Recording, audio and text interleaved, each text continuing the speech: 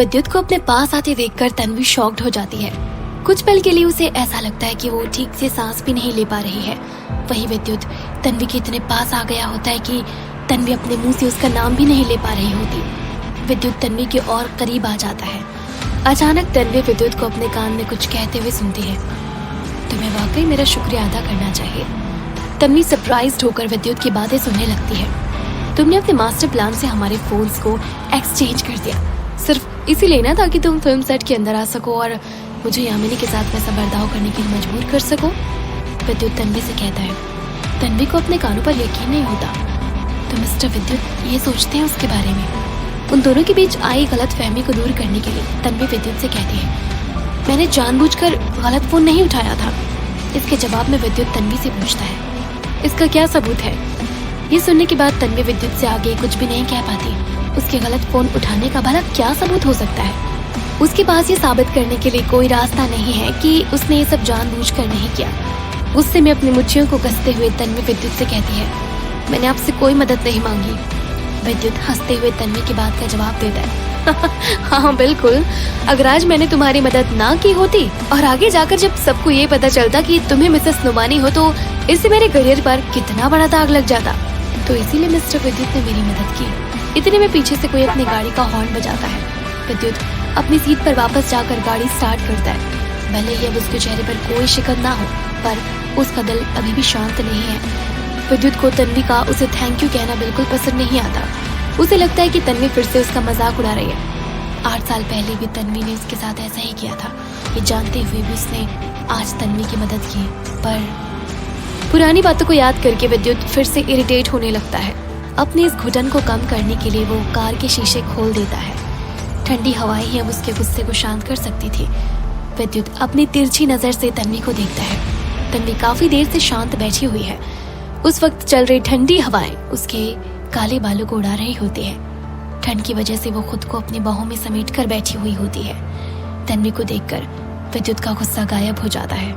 तन्वी को ठंड से कांपते देखकर विद्युत धीरे से कार के शीशे बंद कर देता है। कुछ ही देर में गाड़ी विद्युत के घर पहुंच जाती है। गाड़ी के रुकते ही विद्युत तन्वी का इंतजार किए बिना ही लिविंग रूम की तरफ चला जाता है। विद्युत के जाते ही तन्वी चैन की सांस लेती है। उसे ऐसा लगता है कि जैसे विद्युत के जाने के बाद सांस लेना कुछ आसान सा हो गया है। गाड़ी से उतरकर वो कमरे की तरफ जाती है। तन्वी को विद्युत लिविंग रूम में कहीं नजर नहीं आता। इतनी देर में केयर टेकर तन्वी के पास आकर उससे कहती है, तन्वी सर ऊपर अपने कमरे में है। ये सुनते ही तन्वी गेस्ट रूम की तरफ जाने लगती है। वो जानती थी कि इस वक्त मिस्टर विद्युत मुझे देखना पसंद नहीं करेंगे। थोड़ी देर बाद केयर टेकर तन्वी के पास आकर उससे कहती है, तन्वी सर ने बताया कि तुम्हारे हाथ में चोट लगी है, लाओ मैं उसमें दवाई लगा देती हूँ। उन्हें अब तक याद था कि मेरे हाथों में चोट लगी है। तन्वी मन ही मन सोचती है और खुद को समझाते हुए कहती है, तन्वी तुम्हें ज्यादा सोचना नहीं चाहिए। दवाई लगाने के बाद केयर टेकर तन्वी के लिए डिनर लेकर आती है। खाना खाने के बाद तन्वी अपने बेड पर लेट जाती है। उसके हाथों में अभी भी विद्युत का फोन ही होता है। क्या मैं अभी जाकर मिस्टर विद्युत से अपना फोन ले लूं? तन्वी मन ही मन सोचती है और बिस्तर से उठकर वो विद्युत के बेडरूम की तरफ जाती है। तन्वी धीरे से दरवाजे को खोलती है कि उसे बाथरूम से पानी की आवाज सुनाई दे रही होती है। विद्युत को सामने ना पाकर वो जल्दी से अपने फोन को ढूंढने लगती है। इतने में अचानक बाथरूम का दरवाजा खुलता है और बाथरोब पहने हुए विद्युत बाहर आ जाता है।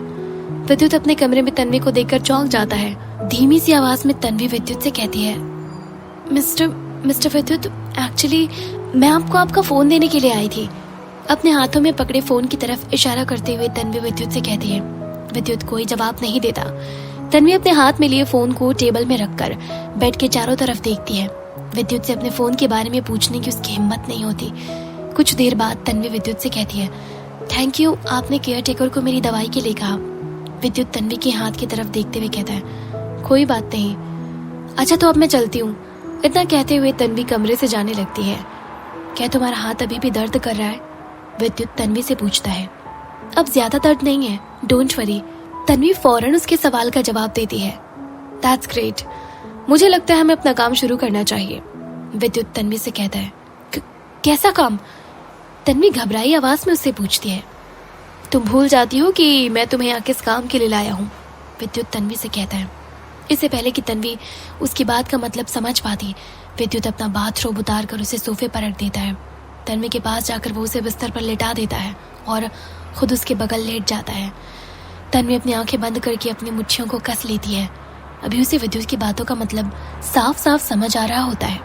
ये सोचकर उसका मन उदास होने लगता है कि विद्युत ने केयर टेकर को उसके हाथों में दवाई लगाने के लिए इसीलिए भेजा था, ताकि आज की रात वो उसके साथ बिना किसी परेशानी के बिता सके।